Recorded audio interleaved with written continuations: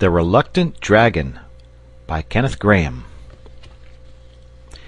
Long ago, might have been hundreds of years ago, in a cottage halfway between a little English village and the shoulder of the downs, a shepherd lived with his wife and their little son.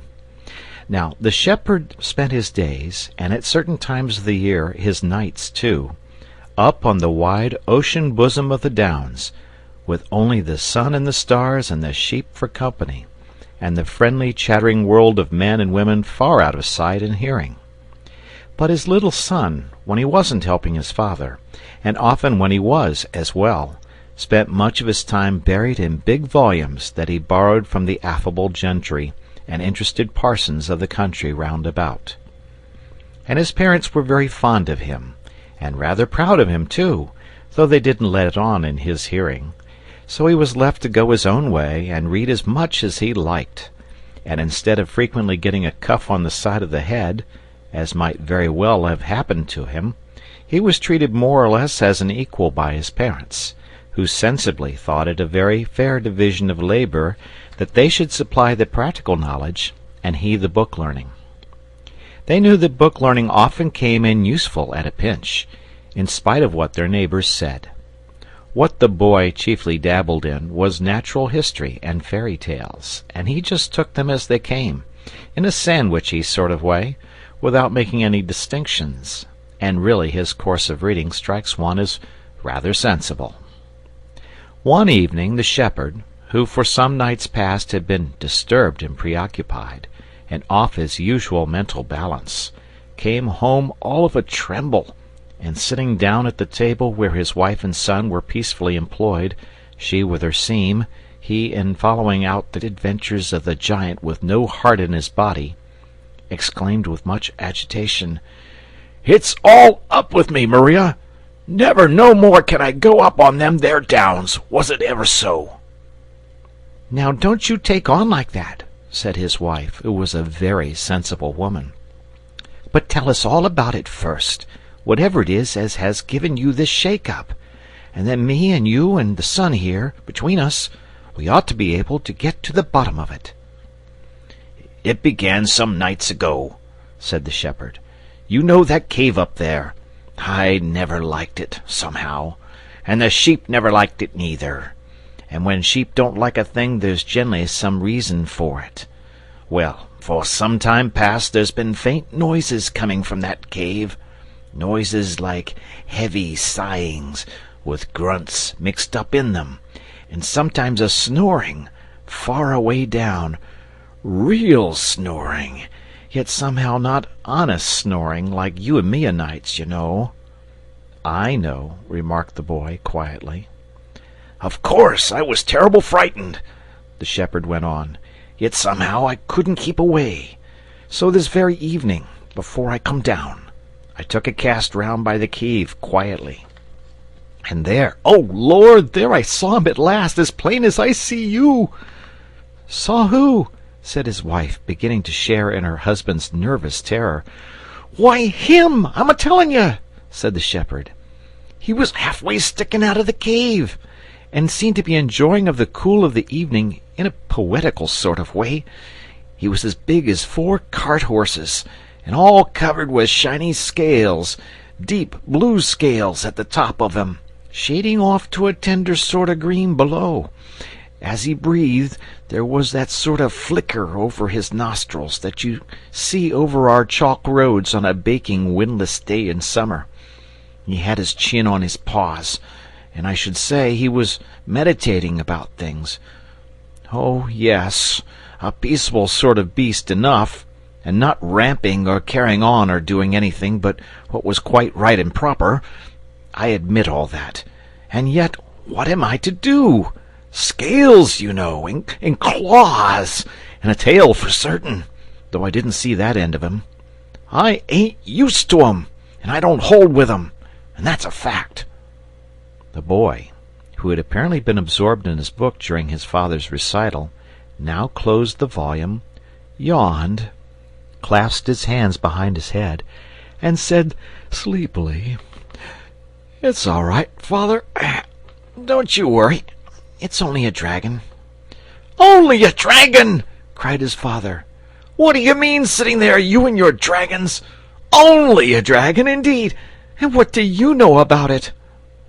"'Cause it is, and 'cause I do know," replied the boy quietly. "Look here, father. You know we've each of us got our line. You know about sheep and weather and things. I know about dragons. I always said, you know, that cave up there was a dragon cave. I always said it must have belonged to a dragon sometime, and ought to belong to a dragon now if rules count for anything. Well, now you tell me it has got a dragon, and so that's all right. I'm not half as much surprised as when you told me it hadn't got a dragon. Rules always come out right if you wait quietly. Now please, just leave this all to me. I'll stroll up tomorrow morning. No, in the morning I can't. I've got a whole heap of things to do. Well, perhaps in the evening, if I'm quite free, I'll go up and have a talk with him, and you'll find it'll be all right. Only please, don't you go worrying round there without me. You don't understand 'em a bit, and they're very sensitive, you know." "He's quite right, father," said the sensible mother. "As he says, dragons is his line and not ours. He's wonderful knowing about book beasts, as everyone allows. And to tell the truth, I'm not half happy in my own mind, thinking of that poor animal lying alone up there, without a bit of hot supper or anyone to change the news with. And maybe we'll be able to do something for him. And if he ain't quite respectable, our boy'll find it out quick enough. He's got a pleasant sort of way with him that makes everybody tell him everything." Next day, after he'd had his tea, the boy strolled up the chalky track that led to the summit of the downs, and there, sure enough, he found the dragon, stretched lazily on the sward in front of his cave. The view from that point was a magnificent one. To the right and left, the bare and billowy leagues of downs. In front, the vale, with its clustered homesteads, its threads of white roads running through orchards and well-tilled acreage, and far away, a hint of grey old cities on the horizon. A cool breeze played over the surface of the grass, and the silver shoulder of a large moon was showing above distant junipers. No wonder the dragon seemed in a peaceful and contented mood. Indeed, as the boy approached, he could hear the beast purring with a happy regularity. "Well, we live and learn," he said to himself. "None of my books ever told me that dragons purred." "Hello, dragon," said the boy quietly, when he got up to him. The dragon, on hearing the approaching footsteps, made the beginning of a courteous effort to rise, but when he saw it was a boy, he set his eyebrows severely. "Now, don't you hit me," he said, "or bung stones, or squirt water or anything. I won't have it, I tell you." "Not going to hit you," said the boy wearily, dropping on the grass beside the beast. "And don't, for goodness sake, keep on saying 'don't.' I hear so much of it, and it's monotonous. It makes me tired. I've simply looked in to ask how you were, and all that sort of thing. But if I'm in the way, I can easily clear out. I've lots of friends, and no one can say I'm in the habit of shoving myself in where I'm not wanted." "No, no, don't go off in a huff," said the dragon hastily. "Fact is, I'm as happy up here as the day's long. Never without an occupation, dear fellow, never without an occupation. And yet, between ourselves, it is a trifle dull at times." The boy bit off a stalk of grass and chewed it. "Going to make a long stay here?" he asked politely. "Can't hardly say at present," replied the dragon. "It seems a nice enough place, but I've only been here a short time, and one must look about and reflect and consider before settling down. It's rather a serious thing, settling down. Besides, now I'm going to tell you something.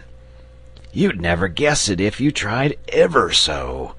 Fact is, I'm such a confoundedly lazy beggar." "You surprise me," said the boy, civilly. "It's the sad truth," the dragon went on, settling down between his paws and evidently delighted to have found a listener at last. "And I fancy that's really how I came to be here. You see, all the other fellows were so active and earnest and all that kind of thing, always rampaging and skirmishing and scouring the desert sands and pacing the margin of the sea and chasing knights all over the place and devouring damsels and going on generally, whereas I like to get my meals regular and then to prop my back against a bit of rock and snooze a bit and wake up and think of things going on and how they kept going on just the same, you know. So when it happened, I got fairly caught." "What happened, please?" asked the boy. "That's just what I don't precisely know," said the dragon. "I suppose the earth sneezed, or shook itself, or the bottom dropped out of something. Anyhow, there was a shake and a roar and a general stramash, and I found myself miles away underground and wedged in as tight. Well, thank goodness my wants are few, and at any rate I had peace and quietness and wasn't always being asked to come along and do something. And I've got such an active mind, always occupied, I assure you. But time went on.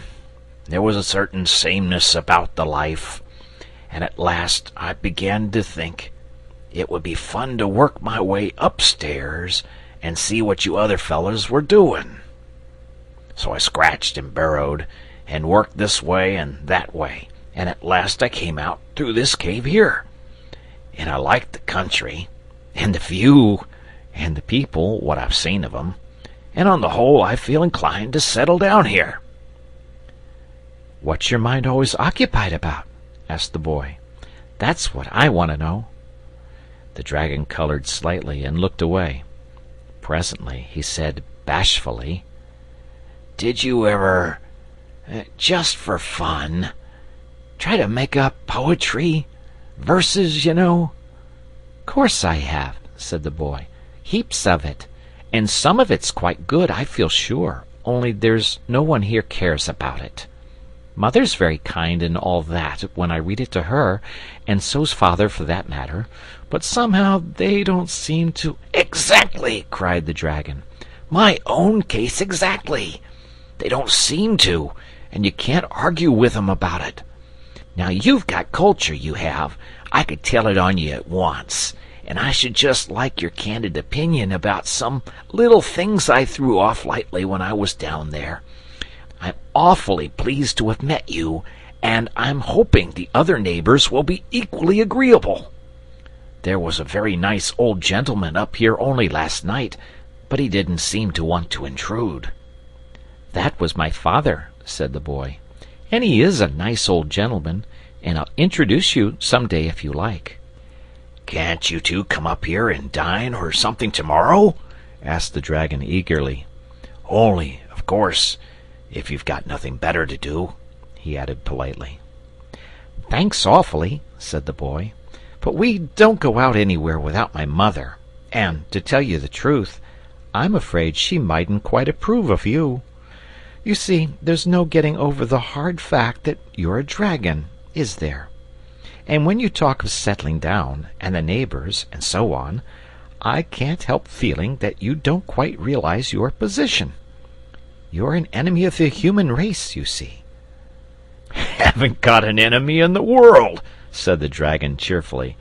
"Too lazy to make 'em to begin with. And if I do read other fellows my poetry, I'm always ready to listen to theirs." "Oh, dear," cried the boy. "I wish you'd try and grasp the situation properly. When the other people find you out, they'll come after you with spears and swords and all sorts of things. You'll have to be exterminated, according to their way of looking at it. You're a scourge and a pest and a baneful monster." "Not a word of truth in it," said the dragon, wagging his head solemnly. character'll bear the strictest investigation. And now, there's a little sonnet thing I was working on when you appeared on the scene." "Oh, if you won't be sensible!" cried the boy, getting up. "I'm going off home. No, I can't stop for sonnets. My mother's sitting up. I'll look you up tomorrow, sometime or other. And do, for goodness sake, try and realize that you're a pestilential scourge, or you'll find yourself in a most awful fix. Good night." The boy found it an easy matter to set the mind of his parents at ease about his new friend. They had always left that branch to him, and they took his word without a murmur.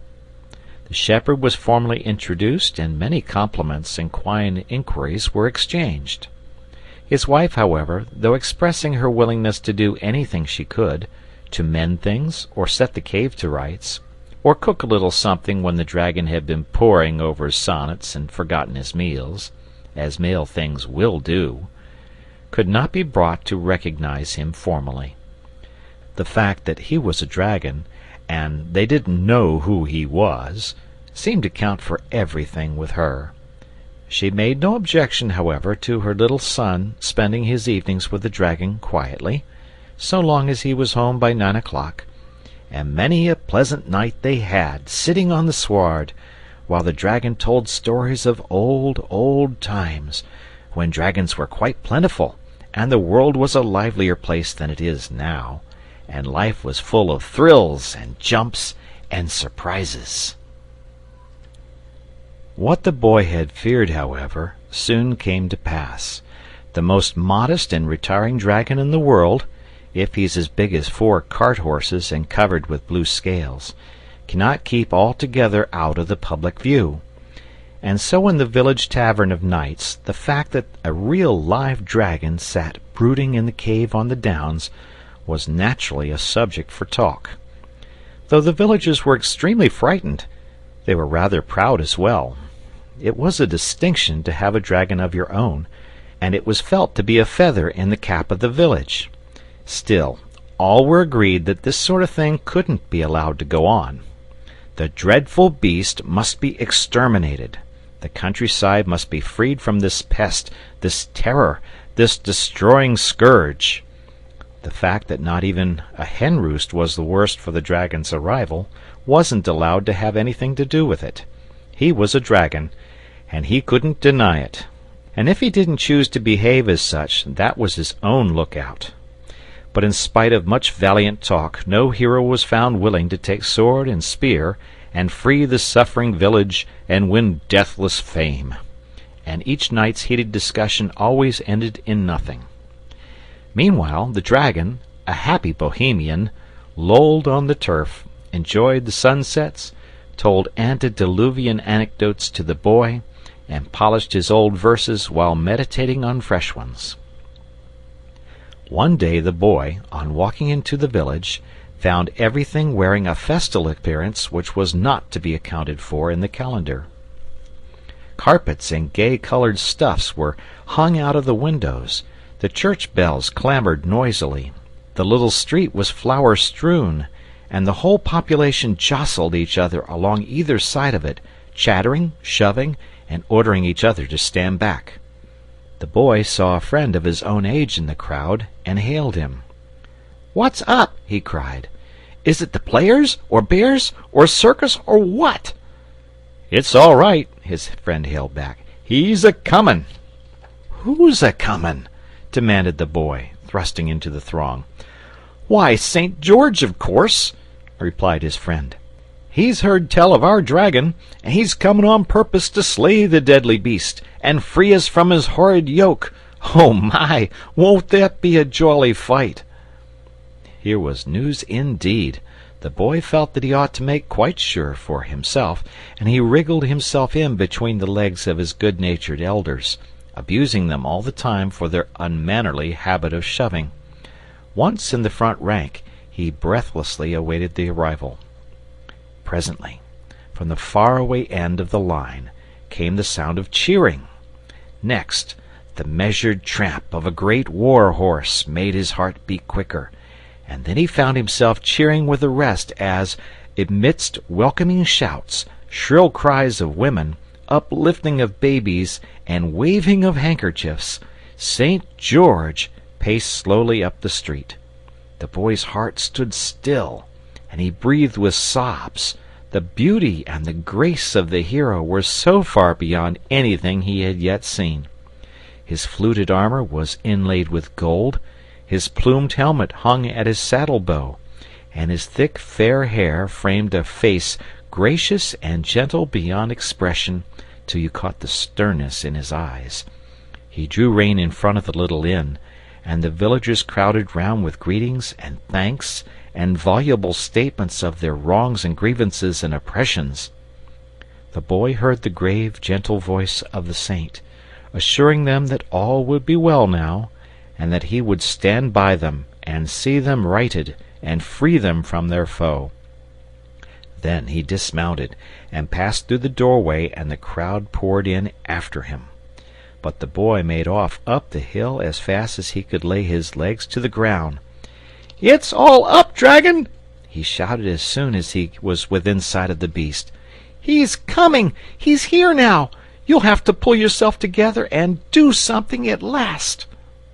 The dragon was licking his scales and rubbing them with a bit of house flannel the boy's mother had lent him, till he shone like a great turquoise. "Don't be violent, boy," he said without looking around. "Sit down and get your breath, and try and remember that the noun governs the verb, and then perhaps you'll be good enough to tell me who's coming." "That's right. Take it coolly," said the boy. "Hope you'll be half as cool when I've got through with my news. It's only St. George who's coming, that's all. He rode into the village half an hour ago. Of course you can lick him, a great big fellow like you, but I thought I'd warn you, 'cause he's sure to be round early, and he's got the longest, wickedest-looking spear you ever did see." And the boy got up and began to jump round in sheer delight at the prospect of the battle. "Oh, dearie, dearie me," moaned the dragon. "This is too awful. I won't see him, and that's flat. I don't want to know the fellow at all. I'm sure he's not nice. You must tell him to go away at once, please. Say he can write if he likes, but I can't give him an interview. I'm not seeing anybody at present." "Now, dragon, dragon," said the boy imploringly, "don't be perverse and wrong-headed. You've got to fight him some time or other, you know, 'cause he's St. George and you're the dragon. Better get it over, and then we can go on with the sonnets. And you ought to consider other people a little, too. If it's been dull up here for you, think how dull it's been for me." "My dear little man," said the dragon solemnly, "just understand once for all that I can't fight, and I won't fight. I've never fought in my life, and I'm not going to begin now just to give you a Roman holiday. In old days I always let the other fellows, the earnest fellows, do all the fighting, and no doubt that's why I have the pleasure of being here now." "But if you don't fight, he'll cut your head off," gasped the boy, miserable at the prospect of losing both the fight and his friend. "Oh, I think not," said the dragon in his lazy way. "You'll be able to arrange something. I've every confidence in you. You're such a manager. Just run down, there's a dear chap, and make it all right. I leave it entirely to you." The boy made his way back to the village in a state of great despondency. First of all, there wasn't going to be any fight. Next, his dear and honored friend the dragon hadn't shown up in quite such a heroic light as he would have liked. And lastly, whether the dragon was a hero at heart or not, it made no difference, for St. George would most undoubtedly cut his head off. "Arrange things indeed," he said bitterly to himself. "The dragon treats the whole affair as if it were an invitation to tea and croquet." The villagers were straggling homewards as he passed up the street, all of them in the highest spirits, and gleefully discussing the splendid fight that was in store. The boy pursued his way to the inn, and passed into the principal chamber, where St. George now sat alone, musing over the chances of the fight, and the sad stories of rapine and of wrong that had so lately been poured into his sympathetic ears. "May I come in, St. George?" said the boy politely, as he paused at the door. "I want to talk to you about this little matter of the dragon, if you're not tired of it by this time." "Yes, come in, boy," said the saint kindly. "Another tale of misery and wrong, I fear me. Is it a kind parent, then, of whom the tyrant has bereft you, or some tender sister or brother? Well, it shall soon be avenged." "Nothing of the sort," said the boy. "There's a misunderstanding somewhere, and I want to put it right. The fact is, this is a good dragon." "Exactly," said St. George, smiling pleasantly. "I quite understand. A good dragon! Believe me, I do not in the least regret that he is an adversary worthy of my steel, and no feeble specimen of his noxious tribe." "But he's not a noxious tribe!" cried the boy distressedly. Oh dear, how stupid men are when they get an idea into their heads! I tell you he's a good dragon, and a friend of mine, and tells me the most beautiful stories you ever heard, all about old times and when he was little, and he's been so kind to Mother, and Mother'd do anything for him, and Father likes him too, though Father doesn't hold with art and poetry much, and always falls asleep when the dragon starts talking about style. But the fact is, nobody can help liking him when once they know him. He's so engaging and so trustful, and as simple as a child." "Sit down and draw your chair up," said St. George. "I like a fellow who sticks up for his friends, and I'm sure the dragon has his good points, if he's got a friend like you. But that's not the question.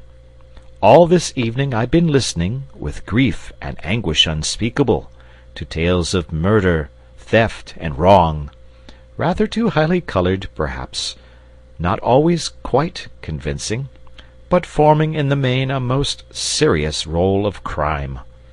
History teaches us that the greatest rascals often possess all the domestic virtues, and I fear that your cultivated friend, in spite of the qualities which have won, and rightly, your regard, has got to be speedily exterminated." "Oh, you've been taking in all the yarns those fellows have been telling you," said the boy impatiently. "Why, our villagers are the biggest story-tellers in all the country round. It's a known fact. You're a stranger in these parts, or else you'd have heard it already. All they want is a fight. They're the most awful beggars for getting up fights. It's meat and drink to them. Dogs, bulls, dragons, anything so long as it's a fight. Why, they've got a poor innocent badger in the stable behind here at this moment. They were going to have some fun with him today, but they're saving him up now till your little affair's over. And I've no doubt they've been telling you what a hero you are, and how you were bound to win, in the cause of right and justice, and so on. But let me tell you, I came down the street just now, and they were betting 6-4 on the dragon freely." "6-4 on the dragon," murmured St. George sadly, resting his cheek on his hand. "This is an evil world, and sometimes I begin to think that all the wickedness in it is not entirely bottled up inside of dragons. And yet, may not this wily beast have misled you as to his real character, in order that your good report of him may serve as a cloak for his evil deeds? Nay, may there not be, at this very moment, some hapless princess immured within yonder gloomy cavern?" The moment he had spoken, St. George was sorry for what he had said. The boy looked so genuinely distressed.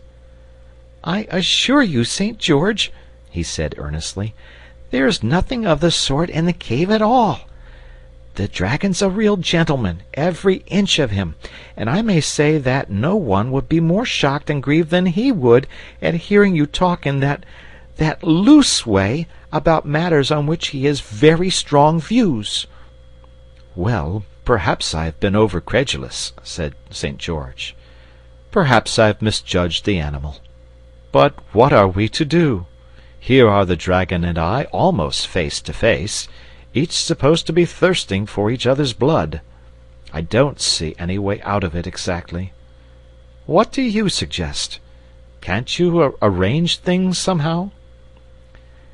"That's just what the dragon said," replied the boy, rather nettled. "Really, the way you two seem to leave everything to me, I suppose you couldn't be persuaded to go away quietly, could you?" "Impossible, I fear," said the saint. "Quite against the rules. You know that as well as I do." "Well, then, look here," said the boy. "It's early yet. Would you mind strolling up with me and seeing the dragon and talking it over? It's not far, and any friend of mine will be most welcome." "Well, it's irregular," said St. George, rising, "but really it seems about the most sensible thing to do. You're taking a lot of trouble on your friend's account," he added good-naturedly, as they passed out through the door together. "But cheer up. Perhaps there won't have to be a fight after all." "Oh, but I hope there will, though," replied the little fellow wistfully. "I've brought a friend to see you, dragon," said the boy, rather loud. The dragon woke up with a start. "I was just thinking about things," he said in his simple way. "Very pleased to make your acquaintance, sir. Charming weather we're having." "This is St. George," said the boy shortly. "St. George, let me introduce you to the dragon. We've come up to talk things over quietly, dragon, and now for goodness sake do let us have a little straight common sense, and come to some practical business-like arrangement, for I'm sick of views and theories of life and personal tendencies and all that sort of thing. I may perhaps add that my mother's sitting up." "So glad to meet you, St. George," began the dragon rather nervously, "because you've been a great traveler, I hear, and I've always been rather a stay-at-home. But I can show you many antiquities, many interesting features of our countryside if you're stopping here any time." "I think," said St. George in his frank, pleasant way, "that we'd really better take the advice of our young friend here, and try to come to some understanding on a business footing about this little affair of ours. Now, don't you think that after all the simplest plan would be to just fight it out according to the rules and let the best man win? They're betting on you, I may tell you, down in the village, but I don't mind that." "Oh, yes, do, dragon," said the boy delightedly. "It'll save such a lot of bother." "My young friend, you shut up," said the dragon severely. "Believe me, St. George," he went on, "there's nobody in the world I'd sooner oblige than you and this young gentleman here. But the whole thing's nonsense and conventionality and popular thick-headedness. There's absolutely nothing to fight about, from beginning to end. And anyhow, I'm not going to, so that settles it." "But supposing I make you?" said St. George, rather nettled. "You can't," said the dragon triumphantly. "I should only go into my cave and retire for a time down the hole I came up. You'd soon get heartily sick of sitting outside and waiting for me to come out and fight you. And as soon as you'd really gone away, why, I'd come up again gaily, for I tell you frankly, I like this place, and I'm going to stay here." St. George gazed for a while on the fair landscape around them. "But this would be a beautiful place for a fight," he began again, persuasively. "These great bare rolling downs for the arena, and me in my golden armor showing up against your big blue scaly coils. Think what a picture it would make." "Now you're trying to get at me through my artistic sensibilities," said the dragon. "But it won't work. Not but what it would make a very pretty picture, as you say," he added, wavering a little. "We seem to be getting rather nearer to business," put in the boy. "You must see, dragon, that there's got to be a fight of some sort, 'cause you can't want to have to go down to that dirty old hole again, and stop there till goodness knows when." "It might be arranged," said St. George thoughtfully. "I must spear you somewhere, of course, but I'm not bound to hurt you very much. There's such a lot of you that there must be quite a few spare places somewhere. Here, for instance, just behind your foreleg. It couldn't hurt you much, just here." "Now you're tickling, George," said the dragon coyly. "No, that place won't do at all. Even if it didn't hurt, and I'm sure it would, awfully, it would make me laugh, and that would spoil everything." "Let's try somewhere else, then," said St. George patiently. "Under your neck, for instance, all these folds of thick skin. If I speared you here, you'd never even know I'd done it." "Yes, but are you sure you can hit off the right place?" asked the dragon anxiously. "Of course I am," said St. George, with confidence. "You leave that to me." "It's just because I've got to leave it to you that I'm asking," replied the dragon rather testily. "No doubt you would deeply regret any error you might make in the hurry of the moment, but you wouldn't regret it half as much as I should. However, I suppose we've got to trust somebody as we go through life, and your plan seems, on the whole, as good a one as any." "Look here, dragon," interrupted the boy, a little jealous on behalf of his friend, who seemed to be getting all the worst of the bargain. "I don't quite see where you come in. There's to be a fight, apparently, and you're to be licked. And what I want to know is, what are you going to get out of it?"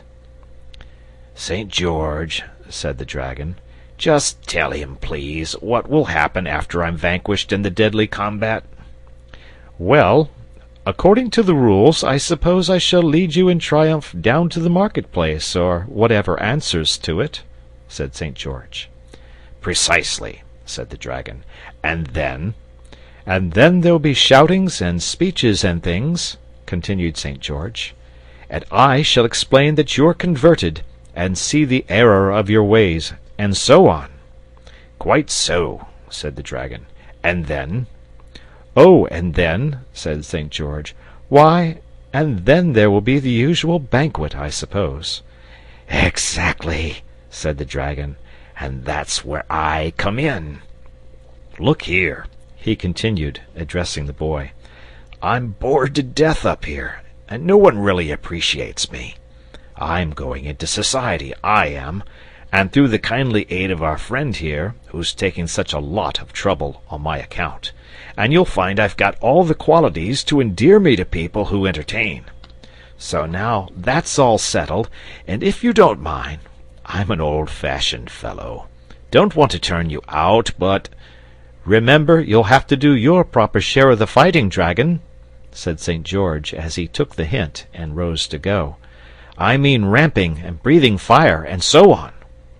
"I can ramp all right," replied the dragon confidently. "As to breathing fire, it's surprising how easily one gets out of practice. But I'll do the best I can. Good night." They had descended the hill, and were almost back in the village again, when St. George stopped short. "Knew I had forgotten something," he said. "There ought to be a princess, terror-stricken and chained to a rock, and all that sort of thing. Boy, can't you arrange a princess?" The boy was in the middle of a tremendous yawn. "I'm tired to death," he wailed, "and I can't arrange a princess, or anything more, at this time of night. And my mother's sitting up, and do stop asking me to arrange more things till tomorrow." Next morning, the people began streaming up to the downs at quite an early hour, in their Sunday clothes and carrying baskets with bottlenecks sticking out of them, every one intent on securing good places for the combat. This was not exactly a simple matter, for of course it was quite possible that the dragon might win, and in that case even those who had put their money on him felt they could hardly expect him to deal with his backers on a different footing to the rest. Places were chosen, therefore, with circumspection and with a view to a speedy retreat in case of emergency, and the front rank was mostly composed of boys who had escaped from parental control and now sprawled and rolled about on the grass, regardless of the shrill threats and warnings discharged at them by their anxious mothers behind. The boy had secured a good front place, well up towards the cave, and was feeling as anxious as a stage manager on first night. Could the dragon be depended upon? He might change his mind and vote the whole performance rot, or else, seeing that the affair had been so hastily planned, without even a rehearsal, he might be too nervous to show up.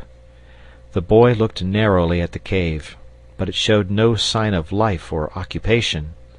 Could the dragon have made a moonlight flitting?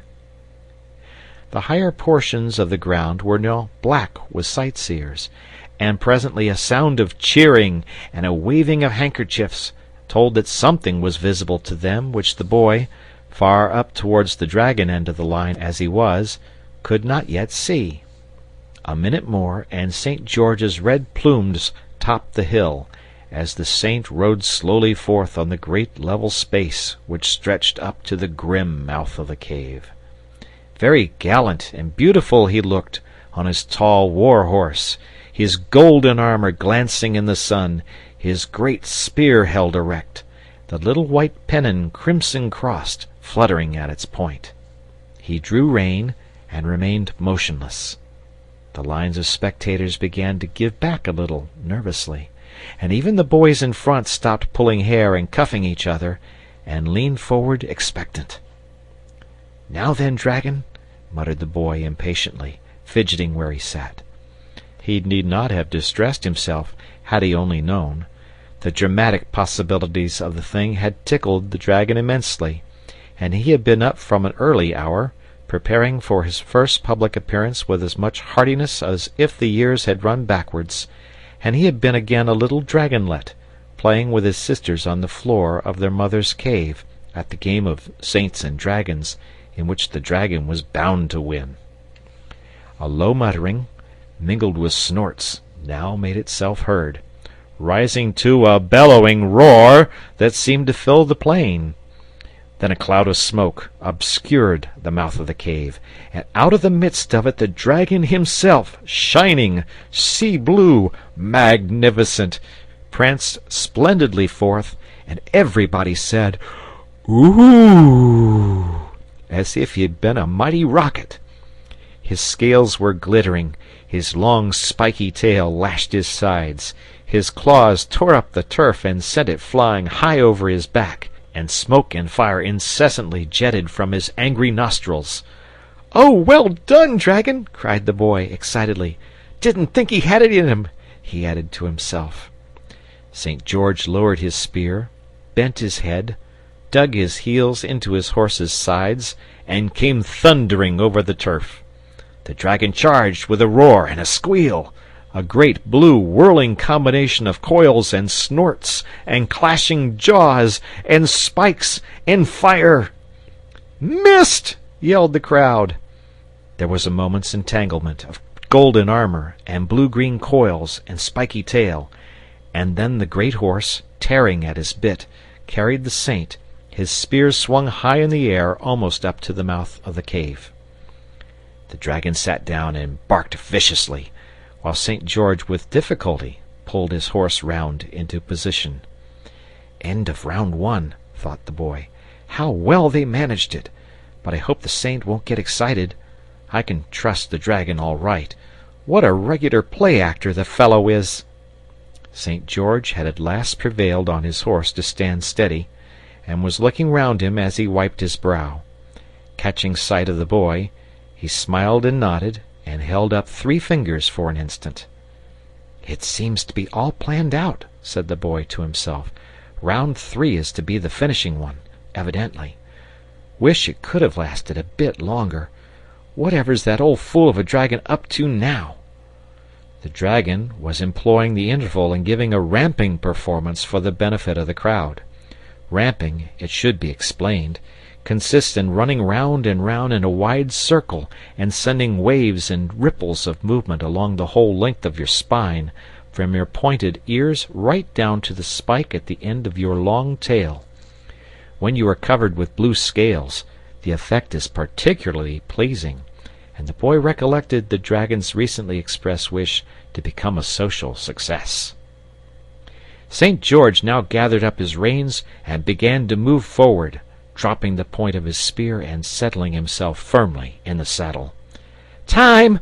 yelled everybody excitedly, and the dragon, leaving off his ramping, sat up on end and began to leap from one side to the other with huge ungainly bounds, whooping like a red Indian.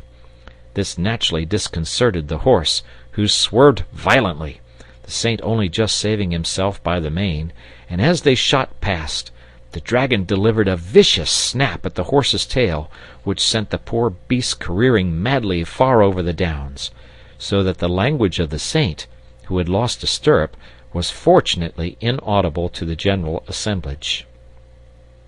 Round 2 evoked audible evidence of friendly feeling towards the dragon.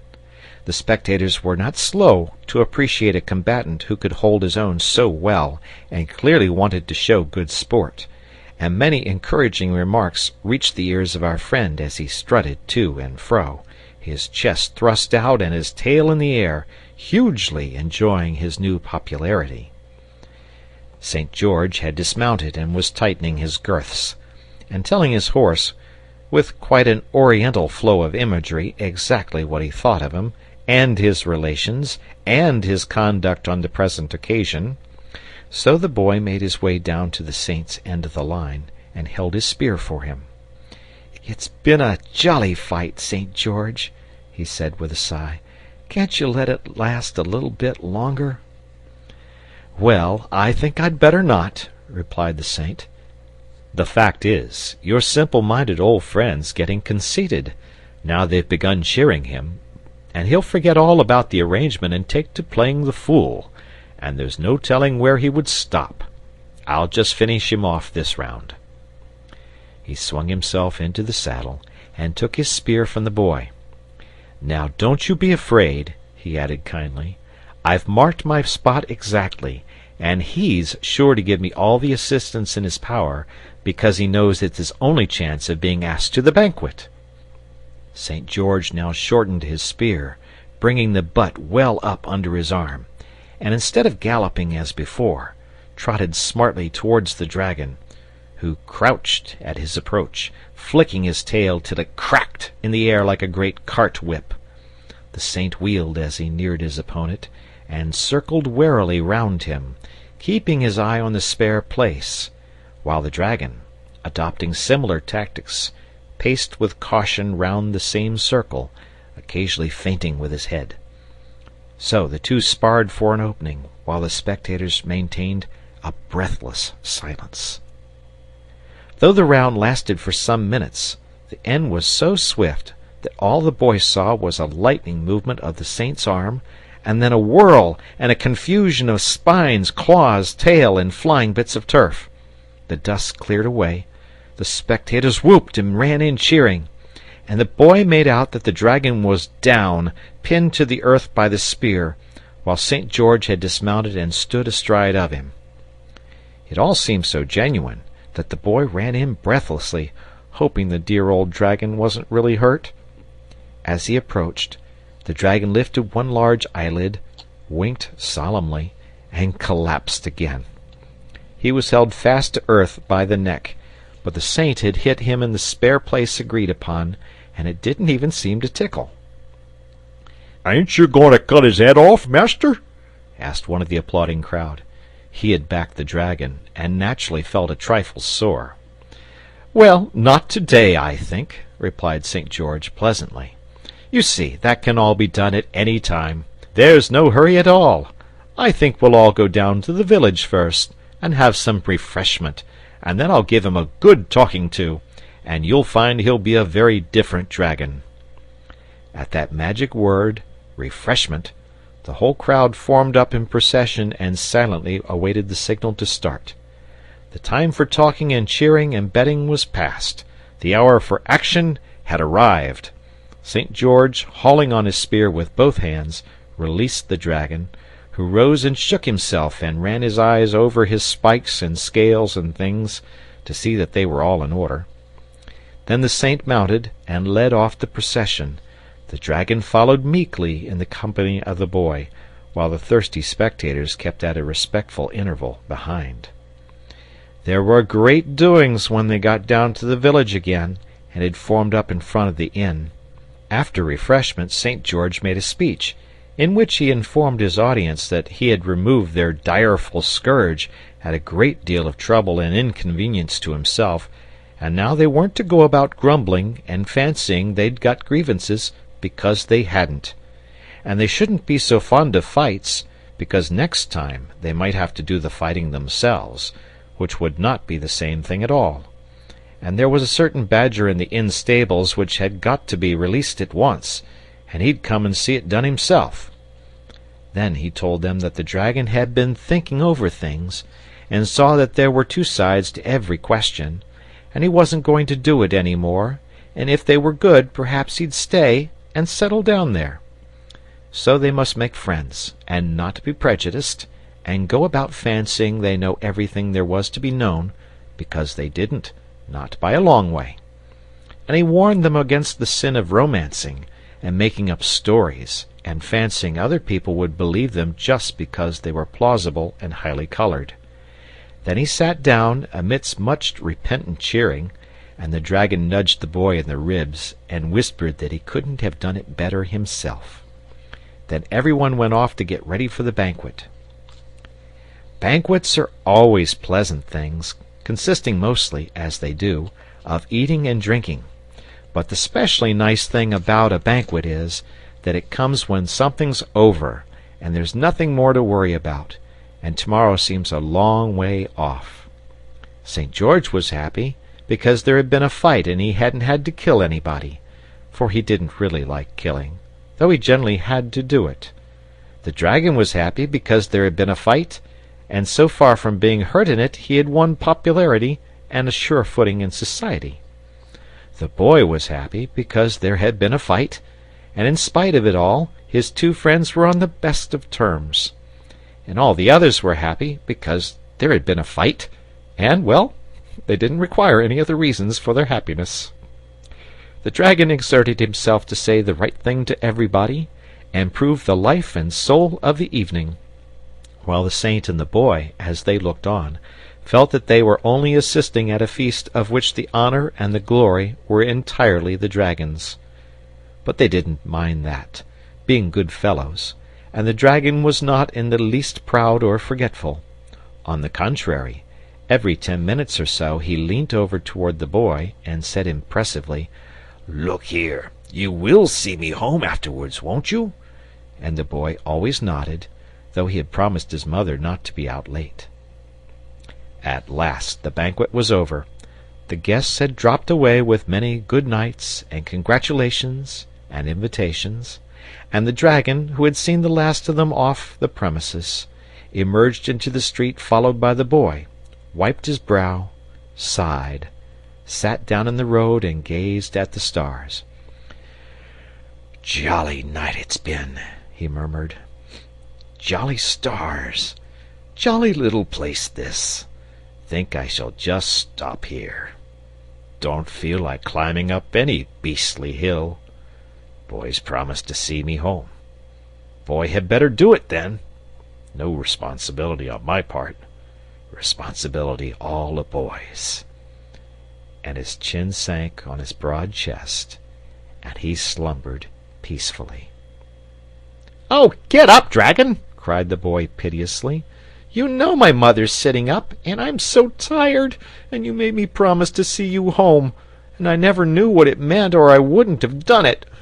And the boy sat down in the road by the side of the sleeping dragon and cried. The door behind them opened, a stream of light illumined the road, and St. George, who had come out for a stroll in the cool night air, caught sight of the two figures sitting there, the great motionless dragon and the tearful little boy. "What's the matter, boy?" he inquired kindly, stepping to his side. "Oh, it's this great lumbering pig of a dragon," sobbed the boy. "First he makes me promise to see him home, and then he says I'd better do it, and he goes to sleep. Might as well try to see a haystack home. And I'm so tired, and mother's—" Here he broke down again. "Now, don't take on," said St. George. I'll stand by you, and we'll both see him home. Wake up, dragon!" he said sharply, shaking the beast by the elbow. The dragon looked up sleepily. "What a night, George!" he murmured. "What a—" "Now look here, dragon," said the saint firmly.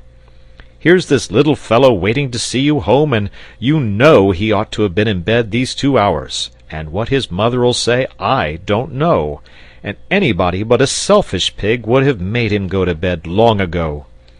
"And he shall go to bed!" cried the dragon, starting up. "Poor little chap! Only fancy his being up at this hour! It's a shame, that's what it is, and I don't think, St. George, you've been very considerate. But come along at once, and don't let us have any more arguing or shilly-shallying. You give me hold of your hand, boy. Thank you, George, an arm up the hill is just what I wanted." So they set off up the hill arm in arm, the saint, the dragon, and the boy. The lights in the little village began to go out, but there were stars, and a late moon, as they climbed to the downs together. And as they turned the last corner and disappeared from view, snatches of an old song were borne back on the night breeze. I can't be certain which of them was singing, but I think it was the dragon. End of the story.